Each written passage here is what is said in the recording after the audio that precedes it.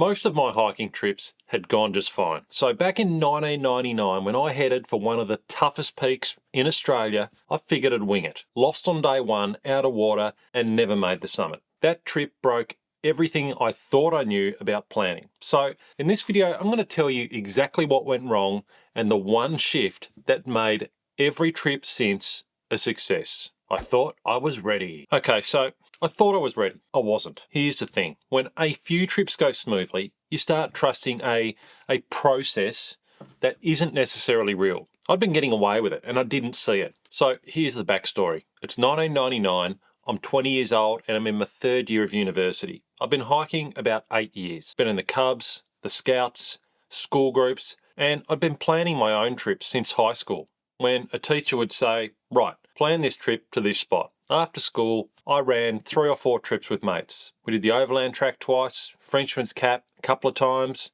and all of them went fine. So when I heard about a place called Federation Peak, one of the most remote, rugged summits in Australia, I figured, you know what, I can handle that. Sounds pretty cool. Then we had university exams hit, life got busy, and we'd had the idea weeks earlier, but never sat down to truly organise it. So instead of pulling the trip back and doing it properly, we told ourselves, well, we'd sort it at the last minute. We'd done trips before, how hard could it be? Federation Peak was about to show us exactly how hard. Solution, don't mistake luck for a process. If you can't give a serious objective, proper planning, route, weather windows, contingencies, turnaround times, then pull it back or don't go at all. Save it for another day. Everything went wrong before we even left. Okay, so everything went wrong before we even left. Here's how the mess unfolded. We were heading into Federation Peak, underprepared and completely disorganised. We had last minute team changes, we had no tent, we had flimsy route research,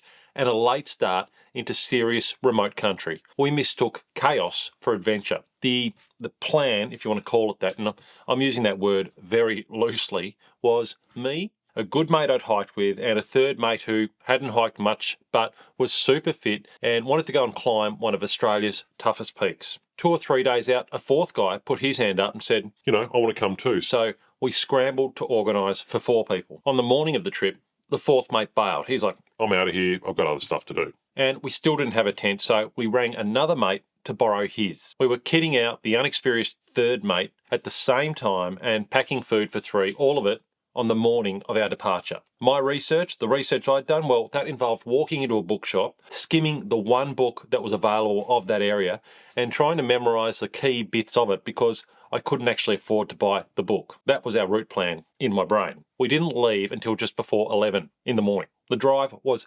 2.5 hours, with the last stretch a maze of unsealed forestry roads. We had no GPS, no internet back then. Like, it was 1999. Internet was barely a thing.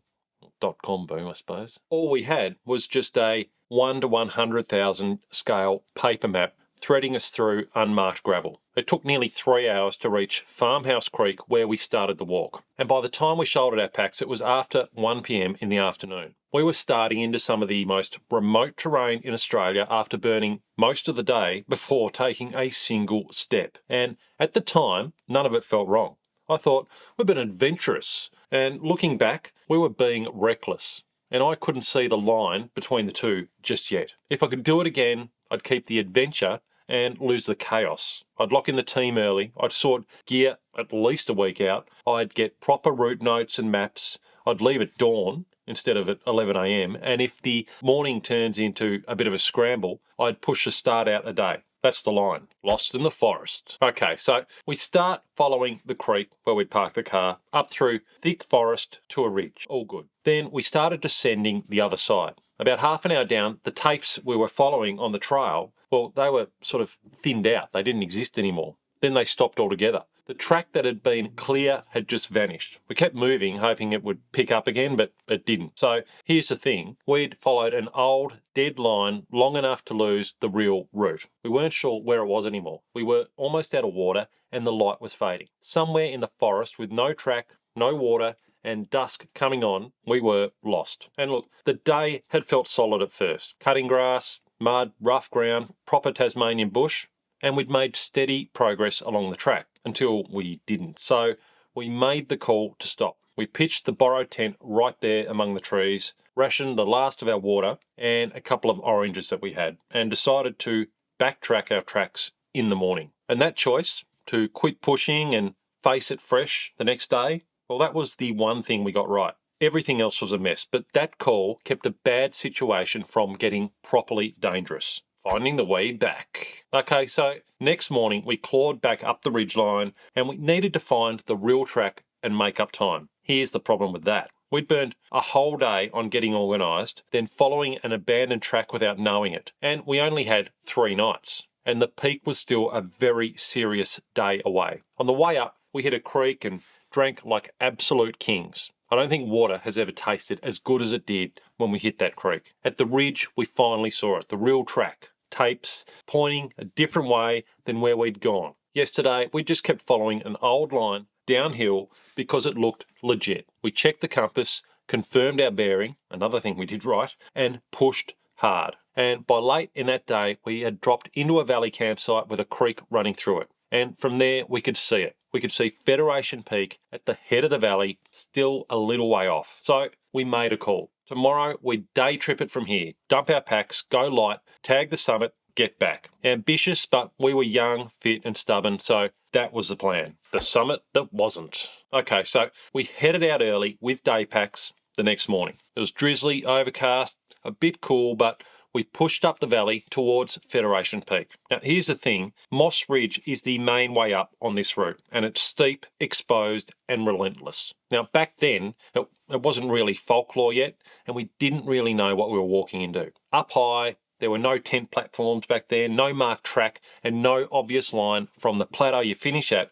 to the top of the peak. We still made good time, and it was about 6 hours grinding up Moss Ridge onto the plateau below the final summit. We scrambled as high as we could on the rock, scanning for a route to the summit, and we came up completely empty. To the south, a gully dropped away. It looked properly dangerous, and the clouds sank and the rain thickened. So we stood there, the 3 of us, staring at the peak we'd come to climb, and made the second smart call of the trip. We turned around. 6 hours, back to camp, absolutely cooked by the end of the day. But we were safe, and the peak would always be there. As we'd find out a year or so later, it turned out going down that gully that we'd seen, well, that was the way up to the summit. What that trip planted. Okay, so a quick truth before we go on. That trip didn't instantly turn me into some planning nerd. There wasn't some magical revelation. I was 20 and I was just stoked we got out in one piece and had a good story to tell. But it planted a seed. Looking back, every mess we hit traced to one thing: hidden gaps in preparation. I couldn't see them because earlier,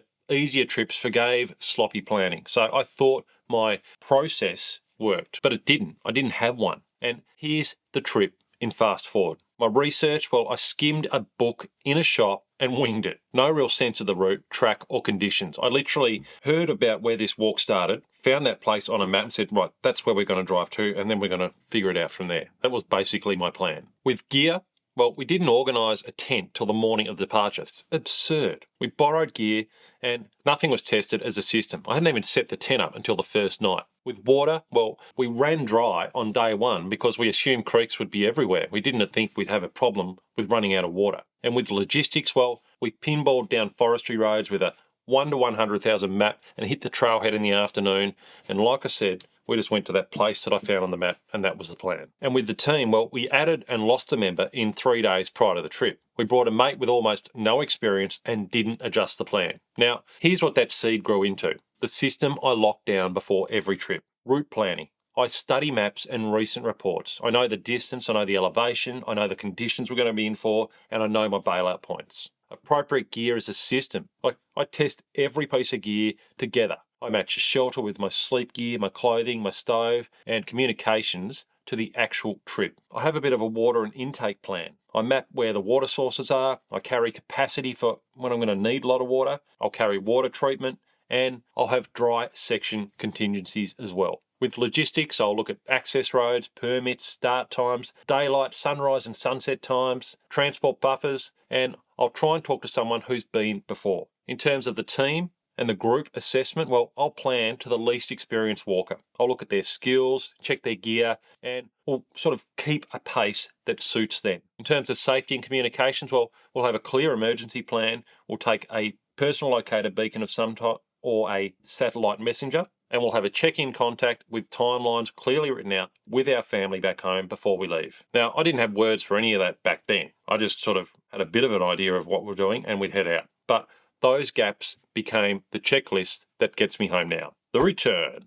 Okay, so about a year later, I went back to Federation Peak twice, 2 times. The first return had its own tentpole disaster, but that's a story for another day. We didn't get to the peak that time. And here's the thing. The mountain wasn't the problem. Our preparation was. On that first attempt, we were winging it. Gaps in fitness, route knowledge, and gear only show up when you're cold, tired, and committed. We didn't have a way to turn what we learned into something we could really rely on. And on the trip where we finally summited it and climbed Federation Peak, everything was different. Not because we had a magic framework, but because we'd been hiking hard all year.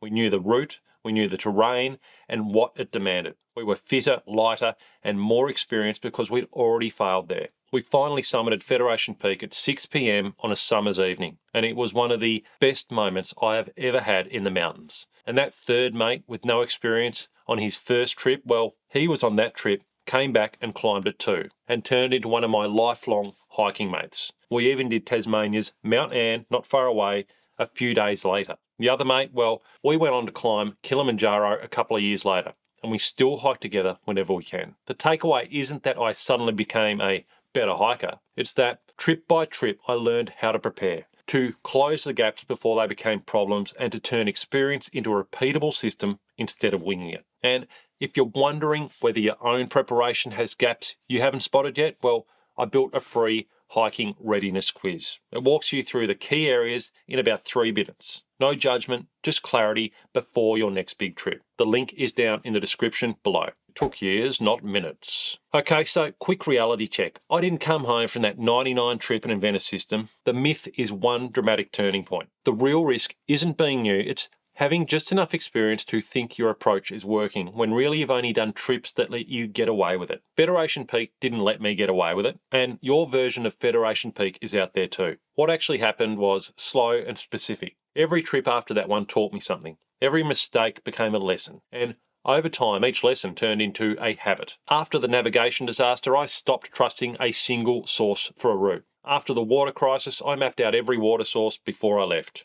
And after the borrowed tent drama, I stopped walking into serious terrain with untested gear. After the late start, I treated logistics as the foundation, not boring admin. Years, not days, not weeks, years of that slowly hardened into a framework. And that's actually more useful for you than a neat origin story. Now, you probably won't have one big revelation either. You'll get better the same way. Trip by trip, mistake by mistake, each one showing you a gap you didn't know you had. And if you want the full system that came out of 35 years of this sort of stuff, I broke it down step by step in a separate video.